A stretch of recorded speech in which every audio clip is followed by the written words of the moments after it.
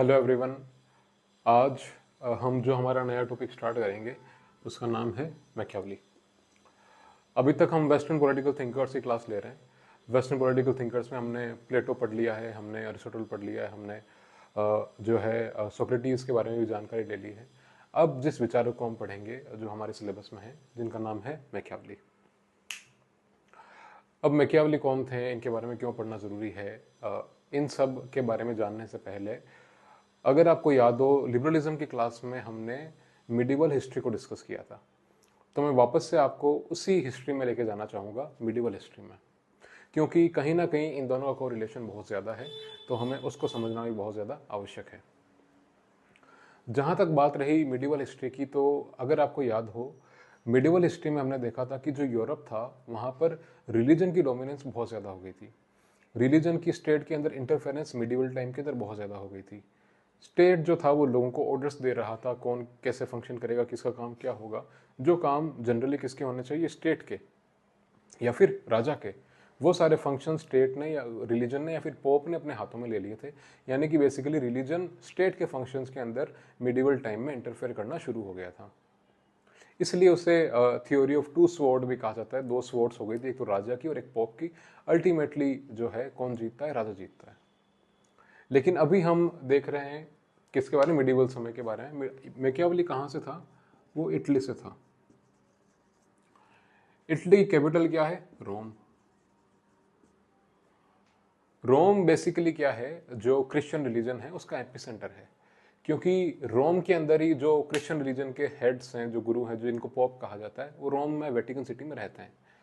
यानी रोम में रहने वाले जो पोप हैं वो पूरे इटली को या फिर जो क्रिश्चियन सोसाइटी है, क्रिश्चियन रिलीजन के फॉलोवर्स हैं, उन सबको बैठे बैठे रोम से वो आदेश देते हैं।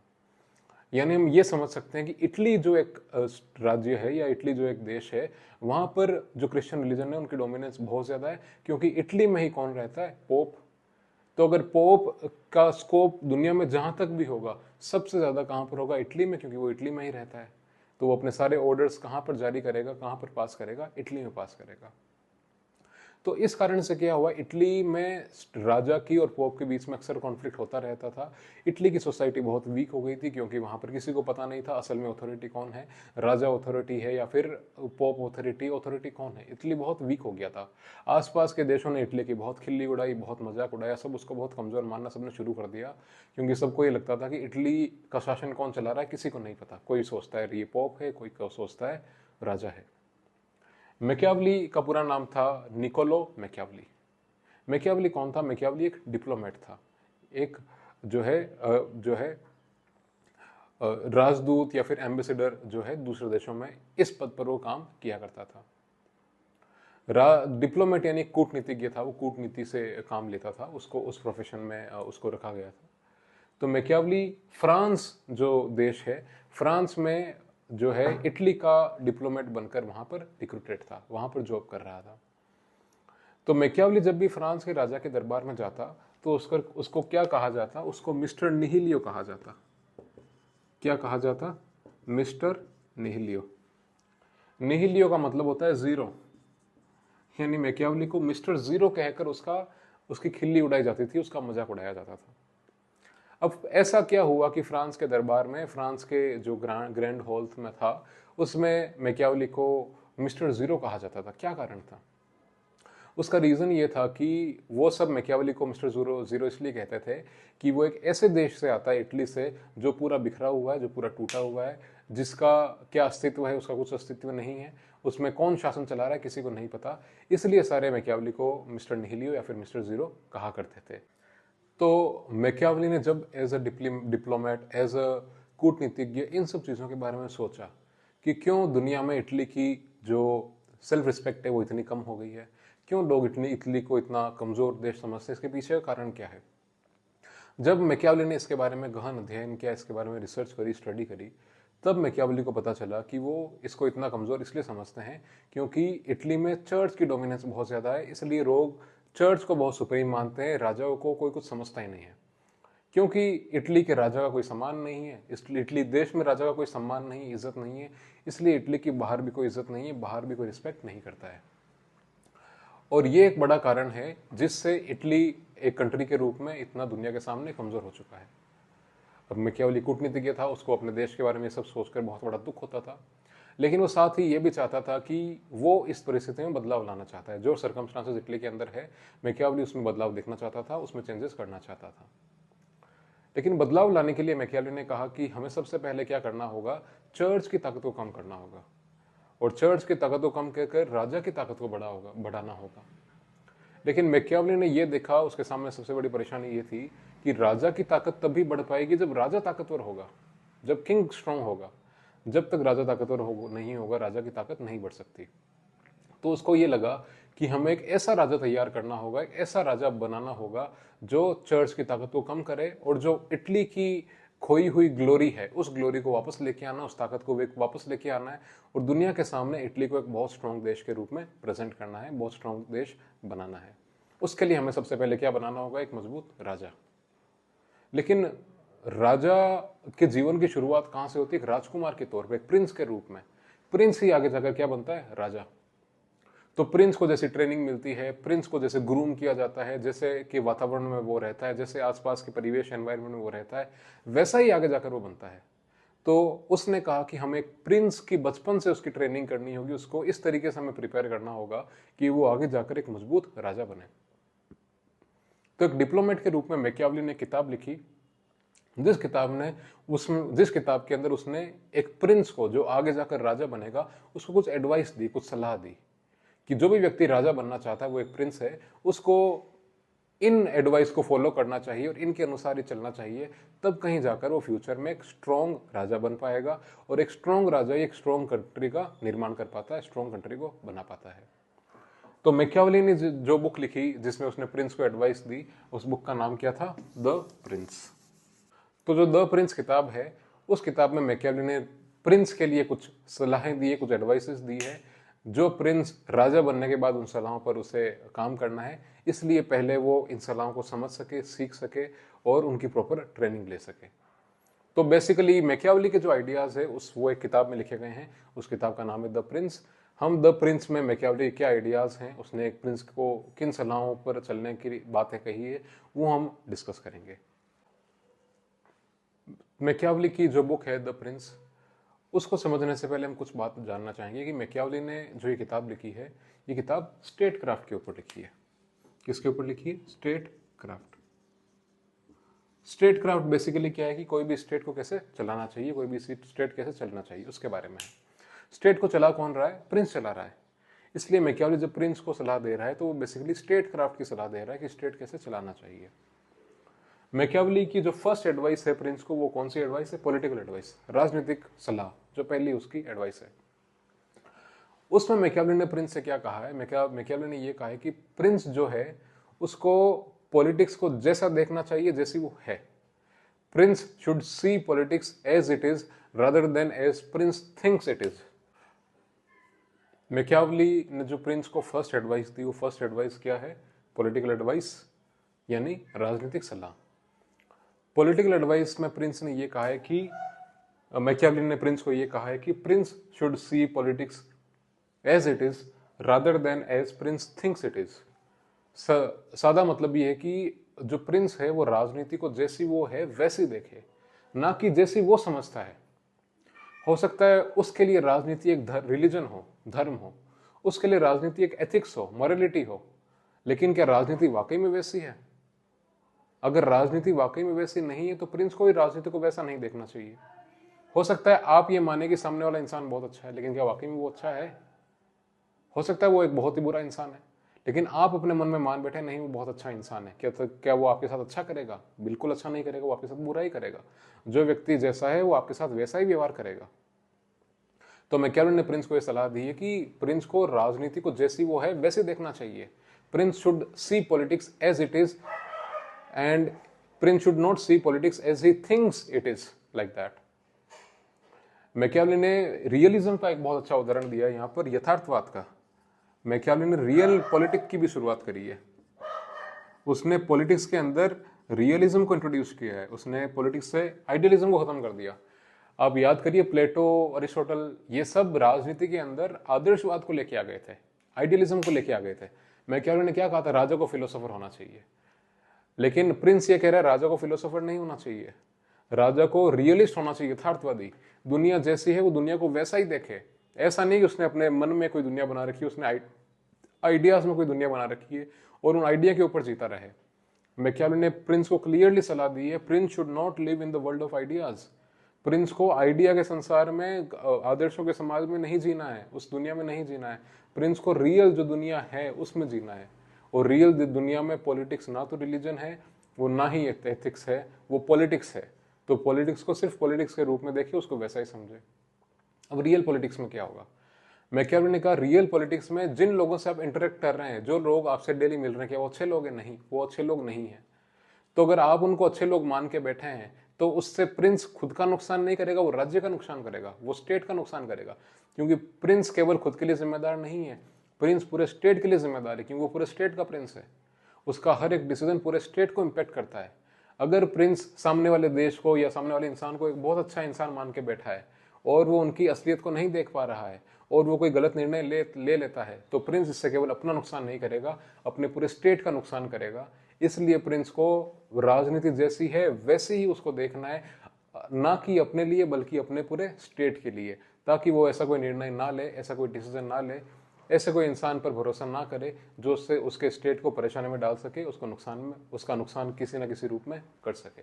ये मैकियावेली की है प्रिंस को पहली एडवाइस, पॉलिटिकल एडवाइस। इसका एक उदाहरण भी हम देख सकते हैं। पंडित नेहरू एक बहुत अच्छे उनको भारत के एक अच्छे प्रधानमंत्री के रूप में देखा जा सकता है, he was a very good leader. लेकिन पंडित नेहरू ने, जवाहरलाल नेहरू ने गलती क्या करी कि उन्होंने पाकिस्तान को अच्छा देश समझ लिया, उन्होंने पाकिस्तान पर भरोसा कर लिया, और जो कश्मीर का मुद्दा था उसको वो कहाँ पर लेके चले गए? यूनाइटेड नेशंस में लेके चले गए। उनको लगा यूनाइटेड नेशंस हमारी मदद करेगा, हमारे भले की बात कहेगा कि कश्मीर भारत का हिस्सा है। लेकिन यूएन ने क्या कहा? यूएन ने कहा कि कश्मीर किसका है, कश्मीर वालों को डिसाइड करने दो। तो एक तरीके से हमारा जो लोकल मुद्दा था वो क्या हो गया? इंटरनेशनल, और इंटरनेशनल इंस्टीट्यूशन उसके अंदर जो है इंटरफेयर करना शुरू हो गए। तो उन्होंने पॉलिटिक्स को जैसी थी वैसा नहीं देखा, उसको उन्होंने जो है यथार्थवादी तरीके से लिया, आइडियलिस्ट तरीके से लिया। ये पंडित नेहरू ने खुद ने अपने आखिरी समय में कहा था कि कश्मीर मुद्दे पर मेरे जो विचार थे वो सही नहीं थे, वो गलत थे, ऐसा उन्होंने जो है कहा था। मैं उम्मीद करता हूँ आपको मैकियावेली की प्रिंस की फर्स्ट एडवाइस समझ में आ गई हुई, पॉलिटिकल एडवाइस। इसको आपको याद रखना है तो एक ही तरीका है, that prince should see politics as it is rather than as it thinks it is. Second advice जो मैकियावेली प्रिंस को देता है वो है ऑन ह्यूमन नेचर, मानव प्रकृति के ऊपर, कि मानव कैसा होता है प्रकृति से। अगर हम प्लेटो के बारे में देखें, हम अरिस्टोटल के बारे में देखें, तो उन्होंने स्टेट को एक्सप्लेन करने के लिए फिलोसॉफी का सहारा लिया है कहीं ना कहीं। मिडिवल टाइम में जो थिंकर्स थे, अक्विनास, सेंट अक्विनास हो गया, सेंट ऑगस्टीन हो गए, उन्होंने स्टेट के अंदर सबसे पहले गॉड को एक्सप्लेन किया कि जो भी है भगवान का स्टेट के अंदर सबसे इंपॉर्टेंट रोल है, उन्होंने भगवान को तवज्जो दी है। मैकियावेली या अरिस्टोटल या फिर प्लेटो, उन्होंने स्टेट को तवज्जो दी है या फिर फिलोसॉफी को तवज्जो दी है। लेकिन मैकियावेली जो है, मैकियावेली ने तवज्जो या फिर इंपॉर्टेंस ह्यूमन नेचर को दी है। उन्होंने कहा कि अगर आप स्टेट को समझना चाहते हैं तो आप सबसे पहले साइकोलॉजी पढ़िए, क्योंकि साइकोलॉजी से आप ह्यूमन नेचर को समझ सकते हैं। जब आप ह्यूमन नेचर को समझ जाएंगे तो आप स्टेट को बहुत आसानी से समझ जाएंगे, क्योंकि स्टेट को चला कौन रहा है? ह्यूमंस चला रहा है। जब आपको पता होगा ह्यूमंस कैसे बिहेव करते हैं, ह्यूमंस के काम करने का क्या तरीका होता है, तो आप स्टेट को भी बखूबी समझ पाएंगे, क्योंकि स्टेट को चला कौन रहा है? ह्यूमंस चला रहे हैं। तो ह्यूमन नेचर के बारे में मैकियावेली ने क्या कहा है? मैकियावेली ने कहा है कि ह्यूमन बाय नेचर सेल्फिश होता है, मतलब ही होता है सेल्फिश और इगोइस्टिक, घमंड होता है कहीं ना कहीं, उसके अंदर एक अहम होता है। मैकियावेली ने कहा ह्यूमन बाय नेचर सेल्फिश होता है, मतलब ही होता है। क्योंकि मैकियावेली ने कहा है कि ह्यूमन बाय नेचर सेल्फिश होता है, तो सेल्फिश इंसान का एक और एट्रीब्यूट होता है, उसका एक और गुण होता है कि वो अनग्रेटफुल होता है, अकृतज्ञ होता है, वो थैंकफुल नहीं होता किसी भी चीज के लिए। अगर कोई भी व्यक्ति सेल्फिश है तो वो सेल्फ इंटरेस्ट को तवज्जो देता है, केवल उसके इंटरेस्ट सदने चाहिए, बाकी दुनिया में चाहे जो हो जाए उसको मतलब नहीं है, उसके इंटरेस्ट पूरे होने चाहिए। आपने उस व्यक्ति के 1000 काम कर दिए, वो सेल्फिश है, वो आपसे 1000 काम करवा लेगा, लेकिन जैसे ही आपने एक काम करने के लिए मना किया 1000 के बाद, वो कहेगा आप किसी काम के नहीं, आप बेकार हो। आप किसी देश के 1000 जगह पर काम आ गए, लेकिन एक बार उस देश के काम नहीं, वो कहेंगे ये देश बेकार है। वो 1000 बार काम आए वो भूल जाएंगे, क्योंकि वो क्या है? अनग्रेटफुल, वो कृतज्ञ नहीं है, अकृतज्ञ है आपकी बातों को लेकर। तो जैसा कि मैकियावेली ने कहा है कि मैन सेल्फिश होता है, नेचर से इगोइस्टिक होता है, और सेल्फिश इंसान अनग्रेटफुल होता है, वो ग्रेटफुल नहीं होता किसी भी चीज़ के लिए। सेल्फिश इंसान का एक और एट्रीब्यूट है कि वो फिकल माइंडेड होता है, फिकल माइंडेड, अनग्रेटफुल होता है, और क्या होता है, फिकल माइंडेड। फिकल माइंडेड का मतलब ऐसा व्यक्ति जो साइड्स बदल देता है, उसके जो विचार स्थिर नहीं होते, आज वो इसको सपोर्ट कर रहा है, कल उसको सपोर्ट करेगा, फिकल माइंडेड है, कोई इसका स्थिर नहीं है माइंड कि इसी व्यक्ति को सपोर्ट करेगा। क्योंकि मैन अनग्रेटफुल है, सेल्फिश है, फिकल माइंडेड इसलिए कि आज प्रिंस अच्छा लग रहा है तो प्रिंस को सपोर्ट कर रहा है, कल प्रिंस की जगह कोई और आ गया तो उसको सपोर्ट करेगा, प्रिंस को भूल जाएगा। तो मैकियावेली को उसने ये समझा कि मैकियावेली किसी भी इंसान को फॉर ग्रांटेड नहीं ले सकता, उसको हल्के में नहीं ले सकता, क्योंकि हो सकता है वो इंसान कल उसके खिलाफ हो जाए, कल उसके साथ नहीं रहे। तो मैकियावेली उस स्थिति में क्या कर सकता, तो प्रिंस उस स्थिति में क्या कर सकता है। तो मैकियावेली ने ये बताया कि अगर ये सब ह्यूमन की क्वालिटी है, तो ह्यूमन की एक क्वालिटी ये है और है कि वो ग्रीडी है, लालची है, और क्योंकि वो लालची है तो वो इनसिक्योर बहुत है, असुरक्षित है, वो किसी न किसी चीज को लेकर डरा हुआ रहता है, इनसिक्योर रहता है। तो प्रिंस को इसी क्वालिटी का फायदा उठाना चाहिए। कौन सी क्वालिटी, इनसिक्योर, और उसी को टारगेट करते हुए लोगों का सपोर्ट अपनी साइड लेना चाहिए। कैसे, मैकियावेली ने कहा कि लोग क्योंकि इनसिक्योर हैं, ग्रीडी है, इसलिए उनको क्या चाहिए, सिक्योरिटी, सुरक्षा चाहिए, सिक्योर फील करना चाहते हैं। तो अगर कोई भी प्रिंस ऐसा आता है जो लोगों को सिक्योर फील करवा सके, लॉ एंड ऑर्डर मेंटेन करके रख सके, तो लोग उस प्रिंस को सपोर्ट करेंगे।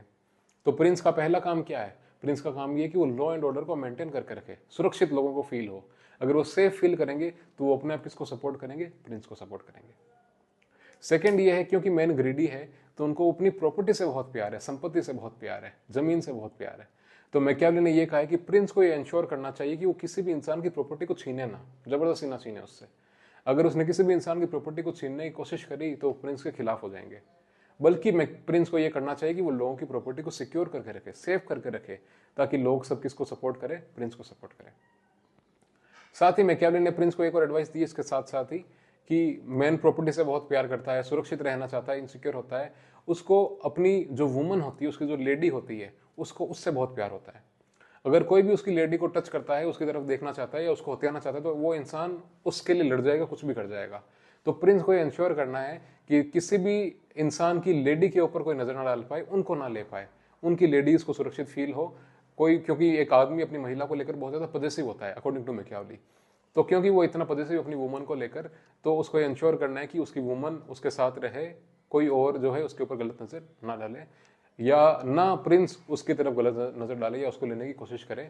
ये मैकियावेली ने कहा है कि प्रिंस को एश्योर करना है, उससे प्रिंस की ताकत और बढ़ेगी, लोग प्रिंस को और ज्यादा सपोर्ट करेंगे। ये है मैकियावेली की प्रिंस के लिए second advice on human nature. Basically इसमें यही कहा है कि ह्यूमन बाय नेचर क्या होता है, सेल्फिश, और सेल्फिश इंसान अनग्रेटफुल होता है, किसी भी चीज के लिए थैंकफुल नहीं होता। साथ ही साथ सेल्फिश इंसान फिकल माइंड होता है, वो अपनी पोजीशन बदलता रहता है, आज जिसके साथ कल उसके साथ। और जो सेल्फिश इंसान होता है वो इनसिक्योर होता है, बहुत डरपोक होता है, और क्योंकि वो इनसिक्योर है, वो ग्रीडी है, इसलिए मैकियावेली को इन चीज़ों का फायदा उठाकर लोगों को अपने फेवर में करना चाहिए। फेवर में कैसे करेगा, क्योंकि वो इनसिक्योर है, तो मैकियावेली ने कहा प्रिंस को इंश्योर करना है कि वो लॉ एंड ऑर्डर बना के रखे, लॉ एंड ऑर्डर के साथ लोगों की प्रॉपर्टी सुरक्षित रहे, वो डेंजर में ना आए, और जो लोगों की वुमन है, महिलाएं हैं, उनको भी वो सिक्योर करके रखे, उनके ऊपर भी कोई भी आपत्ति ना आए। ये मैकियावेली ने कहा है कि प्रिंस को इंश्योर करना। जैसा कि मैकियावेली ने कहा है कि प्रिंस को इंश्योर करना है कि वो लोगों की प्रॉपर्टी को सुरक्षित रखे, ना ही लोगों की प्रॉपर्टी को छीने। ऐसा उसने क्यों कहा है, मैकियावेली ने कहा है कि एक इंसान अपने पिता की मृत्यु को भूल सकता है, अपने फादर की डेथ को भूल सकता है, लेकिन वो अपने फादर की प्रॉपर्टी को नहीं भूल सकता। इतना एक इंसान को अपनी एंसेस्ट्रल प्रॉपर्टी से या जमीन से प्यार होता है। तो अगर प्रिंस ने उनकी प्रॉपर्टी लेने की कोशिश करी, छीनने की कोशिश करी, तो वो सारे लोग प्रिंस के खिलाफ हो जाएंगे। ये हमें ये भी दर्शाता है कि कैसे मैकियावेली जो है बुर्जुआ थिंकर है, बुर्जुआ थिंकर। बुर्जुआ थिंकर वो होता है जो प्रॉपर्टीड क्लास का थिंकर होता है, अमीर लोगों का थिंकर होता है, प्रॉपर्टीड क्लास।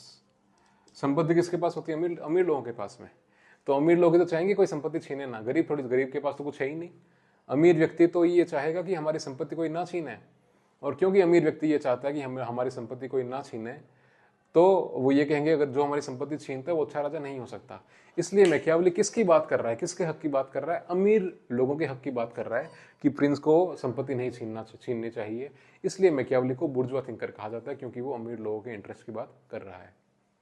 खैर, क्योंकि ये बुर्जुआ इंटरेस्ट क्या है, बुर्जुआ लोग ये मानते हैं कि जो कैपिटलिस्ट लोग हैं, जो पैसे वाले लोग हैं, उनका यही मानना है कि राज्य के केवल दो काम है, स्टेट के केवल दो काम है। एक तो लॉ एंड ऑर्डर को मेंटेन रखना, स्टेट में लॉ एंड ऑर्डर मेंटेन रहे, और एक्सटर्नल सिक्योरिटी, बाहरी कोई थ्रेट हमारे ऊपर ना आ पाई, कोई युद्ध ना कर पाई, बस इतने से दो काम है। तीसरा कोई काम स्टेट का नहीं है। स्टेट का काम नहीं है वेलफेयर करना, बुर्जुआ यही मानते हैं वेलफेयर, किसी का भला करना, ये कोई स्टेट का काम नहीं है। स्टेट का काम केवल इतना है कि स्टेट में जो इंटरनल सिक्योरिटी वो बनी रहे, लॉ एंड ऑर्डर बना रहे, साथ ही कोई एक्सटर्नल थ्रेट हमारे ऊपर ना आए, केवल इतना सही काम स्टेट का, इसके अलावा और कुछ भी हमारा काम नहीं है। तो इसी से हम समझ सकते हैं कि मैकियावेली ने कहा है कि अगर प्रिंस को बने रहना है तो उसको अपनी ताकत बढ़ानी होगी।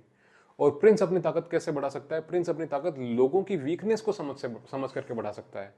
लोगों की वीकनेस क्या है कि वो कावर्ड हैं, वो डरपोक हैं, वो इनसिक्योर हैं, उनमें ये सारी क्वालिटीज हैं। तो उनमें कावर्डनेस है, इनसिक्योरिटी है, तो प्रिंस को क्या करना है? इन सबको दूर करना है। इनसिक्योर है तो उसका फायदा उठाना है और उनको ये सेंस ऑफ सिक्योरिटी फील करवानी है। उनको ये फील करवानी है कि प्रिंस एक अकेला ऐसा इंसान है जो उनको सिक्योर रख सकता है। प्रिंस ही केवल एक ऐसा इंसान है जो उनकी प्रॉपर्टी की रक्षा कर सकता है। प्रिंस ही केवल एक ऐसा इंसान है जो उनकी वुमन को सुरक्षित रख सकता है। तो अगर ऐसा वो उनको sense of security Prince feel करवा देता है तो सारे लोग किसको सपोर्ट करेंगे? प्रिंस को। तो जो प्रिंस मैकियावेली की second advice on human nature, उससे हमें ये पता चलता है कि प्रिंस का जो मेन काम है, वो मेन काम या मेन ड्यूटी यही है कि वो लोगों को एक सेंस ऑफ सिक्योरिटी फील कराए कि हाँ, प्रिंस है उनका ध्यान रखने के लिए, उनका ख्याल रखने के लिए, उनका साथ निभाने के लिए। अगर ऐसा होता है तो ये प्रिंस में एक वर्चू डेवलप हो जाएगी और सारे लोग अल्टीमेटली किसको सपोर्ट करेंगे? प्रिंस को सपोर्ट करेंगे और राजा की ताकत बढ़ जाएगी। वापस से सारे लोग स्टेट के इंस्टीट्यूशन में भरोसा करना शुरू कर दें। इन सब से हमें पता चलता है कि मैकियावेली ने कैसे एक स्टेट का रियलिस्ट व्यू प्रेजेंट किया है। रियलिस्ट, ये रियलिस्ट आइडियल नहीं, आइडियल क्या है? जो सपनों की दुनिया में चलता है, आपके विचारों से चलता है, आदर्श समाज। ये रियल है कि रियल में ऐसा ही होता है सोसाइटी के अंदर, रियल में लोग सेल्फिश होते हैं, ये सारी चीजें हैं। अगर प्रिंस इन सबको समझ जाएगा तो वो किसी कल्पनाओं के संसार में नहीं डूबेगा, किसी इमेजिनरी वर्ल्ड में, यूटोपिया में नहीं जाएगा। वो रियल दुनिया को समझेगा और रियल दुनिया को समझकर वो सही तरीके से निर्णय ले सकता है और काम कर सकता है। फर्दर ह्यूमन नेचर को एक्सप्लेन करने के लिए मैकियावेली हिस्ट्री की हेल्प लेता है और वो हिस्ट्री की हेल्प लेकर ये बताता है कि अगर हम इतिहास को पढ़ते हैं और इतिहास को समझते हैं तो हम यही समझ पाते हैं कि ह्यूमन नेचर लंबे समय से एक जैसा ही रहा है। ह्यूमन नेचर में हजारों सालों में कोई बड़ा बदलाव नहीं आया, चेंज नहीं आया है। सैकड़ों साल पहले भी लोग मतलबी थे, सैकड़ों साल पहले भी लोग सेल्फिश थे और आज भी लोग सेल्फिश हैं। पहले भी लोग डरपोक थे, आज भी लोग डरपोक हैं। तो हम हिस्ट्री से देख सकते हैं कि इंसान का नेचर सिमिलर सा ही रहा है लंबे समय से, उसमें कोई उतार चढ़ाव ज्यादा नहीं आए हैं। तो उसको आप जो है कंसिडरेशन में लेकर फ्यूचर में डिसीजन ले सकते हैं कि ह्यूमन नेचर ऐसा ही होगा। तो क्योंकि ह्यूमन नेचर ऐसा ही है तो हमें उसके साथ बिहेव भी वैसा ही करना है, उसको ट्रीट भी हमें उसी तरीके से करना है। ये मैकियावेली की एडवाइस है human nature. So the third advice of Machiavelli to prince is that prince should be clever like fox and courageous like lion. Prince को लोमड़ी के जैसे चालाक होना चाहिए, क्लेवर, और उसको एक शेर के जैसे साहसी या फिर करेजियस होना चाहिए, ताकतवर होना चाहिए। उसने ऐसा क्यों कहा है? क्लेवर लाइक फॉक्स प्रिंस को इसलिए होना चाहिए ताकि वो लोगों के ट्रैप को समझ सके। अगर किसी ने प्रिंस के लिए जाल बिछाया है, उसको फंसाने का प्रयास कर रहे हैं, कोशिश कर रहे हैं, तो प्रिंस उन ट्रैप्स को समझ पाए, उन जाल को सही तरीके से समझ पाए। इसलिए प्रिंस को क्लेवर लाइक फॉक्स होना बहुत जरूरी है। और why prince need to be courageous like lion? खाली केवल ट्रैप को समझना ही बहुत नहीं होता, सब कुछ नहीं होता। प्रिंस को अपने आप को काफी बार डिफेंड भी करना होता है, खुद को बचाना भी होता है। और डिफेंड करने के लिए क्या चाहिए? साहस, ताकत चाहिए। काफी बार ये हो सकता है कि प्रिंस ट्रैप को नहीं समझ पाए तो उसको प्रिंस को कौन बचाएगा? उसको ताकत बचाएगी, साहस बचाएगा। दैट्स वाई प्रिंस के पास क्लेवरनेस यानी कि बुद्धि, चालाकी होनी चाहिए। साथ साथ ही प्रिंस के पास करेज होना चाहिए, साहस होना चाहिए। चालाकी इसलिए नहीं कि वो दूसरों को फंसा सके, चालाकी इसलिए ताकि वो दूसरों की चालाकी को समझ सके। इसलिए प्रिंस का क्लेवर होना, चालाक होना बहुत आवश्यक है। साथ ही करेजियस होना भी इनके साथ साथ में क्लेवरनेस के साथ इंपॉर्टेंट है।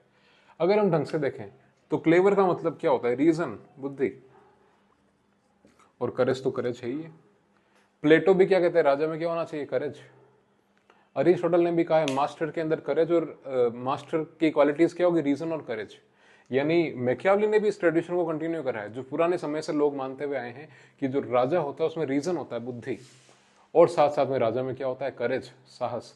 तो प्रिंस प्लेटो ने भी इस बात को माना है। अरिस्टोटल ने भी, हमने देखा है, उसने कहा था मास्टर कौन होगा और स्लेव कौन होगा? स्लेव वो इंसान जिसके पास ना बुद्धि है ना ताकत है, जो ना उसके पास जो है करेज है, साहस है। आप याद करिए प्लेटो और अरिस्टोटल ने क्या कहा था, clever to take reason to take decision and courage to take decision, ये दो चीजें राजा के पास, मास्टर के पास होनी चाहिए। और प्लेटो ने भी यही कहा था कि फिलोसोफर किंग कौन होगा, जिस व्यक्ति के पास क्या होगा, रीजन। और मैकियावेली भी ये मानता है कि राजा के पास या प्रिंस के पास रीजन और करेज दोनों होना चाहिए। उसने उस चीज को आगे भी कंटिन्यू किया, उसको माना है। मैकियावेली ने साथ ही साथ प्रिंस के लिए इसी एडवाइस के अंदर एक कोट भी लिखा है। वो कोट क्या लिखा है कि it is better for the prince to be feared than loved. क्या कोट है, इट इज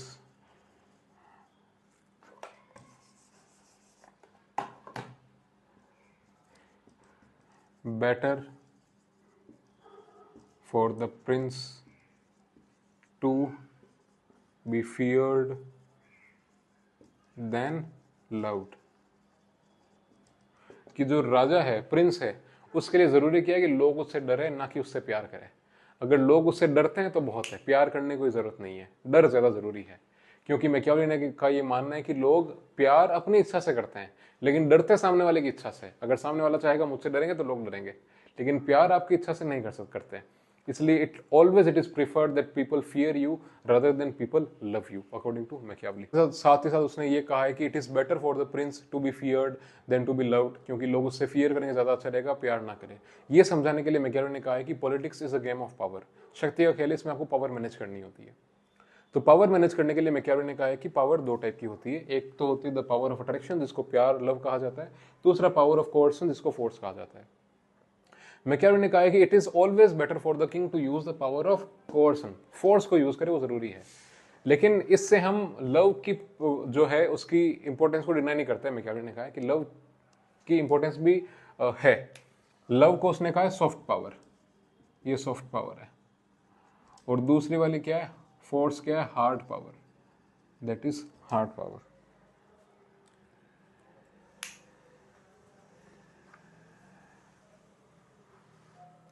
मैकियावेली ने कहा कि सॉफ्ट पावर भी जरूरी है, हमें पहले सॉफ्ट पावर को यूज करना चाहिए, बाद में हार्ड पावर को यूज करना चाहिए। लेकिन मैकियावेली ने कहा कि पावर हमें हमेशा कैलकुलेट करके यूज करनी चाहिए कि हम कौन सी पावर यूज करें। सॉफ्ट पावर यानी आप लव, प्यार से आप सामने वाले को ट्रीट कर रहे हो। हार्ड पावर यानी आप फोर्स, ताकत को यूज में ले रहे हो, आर्मी को यूज में ले रहे हो। तो उसने कहा कि हमेशा कैलकुलेट करना है। अगर आप सॉफ्ट पावर यूज कर रहे हो तो आपको धीमे धीमे आराम से सॉफ्ट पावर यूज करनी चाहिए। आप एक सारा प्यार एक साथ किसी को नहीं देना चाहिए, धीरे धीरे धीमे शावर करना चाहिए। और आप फोर्स यूज कर रहे हो तो आप फोर्स इस मैग्नीट्यूड में यूज करो, ताकत इस मैग्नीट्यूड में यूज करो कि आप एनिमी को पूरी तरीके से क्रश कर दो, डिस्ट्रॉय कर दो। क्योंकि अगर आपने एनिमी को एक थप्पड़ मारा तो वापस आएगा दूसरा थप्पड़ मारने के लिए, रिवेंज लेने के लिए। मैकियावेली ने कहा कि revenge is the most powerful sentiment in a particular human being. जब रिवेंज की बात आती है तो इंसान अपने खुद के इंटरेस्ट को भूल जाता है। अगर खुद का नुकसान भी हो रहा है तो वो नुकसान होने देगा, लेकिन सामने वाले से बदला लेके रहेगा। इसलिए मैकियावेली ने कहा है कि अगर आपने फोर्स का यूज किया है, ताकत का, हार्ड पावर का यूज किया है, तो हार्ड पावर ऐसी हो कि आपका जो भी एनिमी है आप पूरी तरीके से उसको क्रश कर दो, डिस्ट्रॉय कर दो, खत्म कर दो, वापस से वो उठ ना पाए। अगर आपने उसको क्रश नहीं किया तो वापस आएगा आपसे बदला लेने के लिए। इसलिए हार्ड पावर को आप इस मैग्नीट्यूड में यूज करो कि अपने पूरे एनिमी को क्रश कर दो, उसको डिस्ट्रॉय कर दो। तो मैकियावेली के अकॉर्डिंग अल्टीमेटली प्रिंस को जो है हार्ड पावर पर रिलाई करना चाहिए, क्योंकि प्यार लोग भूल जाएंगे, लेकिन फोर्स जो है वही लोगों को बात मनवाने पर मजबूर करता है। लोग, people love at their own will but they fear at the will of the other person. वो अपनी इच्छा से प्यार करते हैं लेकिन डरते सामने वाले की इच्छा से हैं। So it is always better for the prince to use the hard power, the power of force. क्योंकि अगर वो सॉफ्ट पावर यूज करेगा that will bring disappointment to prince all the time, वो दुखी लेके आएगा। सॉफ्ट पावर से लोग अपनी इच्छा सुनेंगे, फिर आपकी नहीं सुनेंगे, आप अल्टीमेटली दुखी फील करोगे। हार्ड पावर यूज किया, जो आप करना चाहते हो आप करवा लोगे सामने वाले से, और आप आराम से शांति से रह सकते हो। तो ये मैकियावेली की थर्ड एडवाइस है प्रिंस के लिए, क्वालिटीज ऑफ द प्रिंस, जिससे उसने बताया कि प्रिंस की क्वालिटीज कैसी होनी चाहिए और उन क्वालिटीज को प्रिंस को यूज कैसे करना चाहिए। क्लेवर को कैसे यूज करे, करेज को कैसे यूज करे। करेज में उसने पावर बताया कि पावर भी दो टाइप की होती है, love and force, hard power, soft power. उसने कहा कि प्रिंस को हार्ड पावर यूज करनी चाहिए। तो ये कुछ जो है मैकियावेली की एडवाइस है प्रिंस के लिए, क्वालिटीज ऑफ द प्रिंस।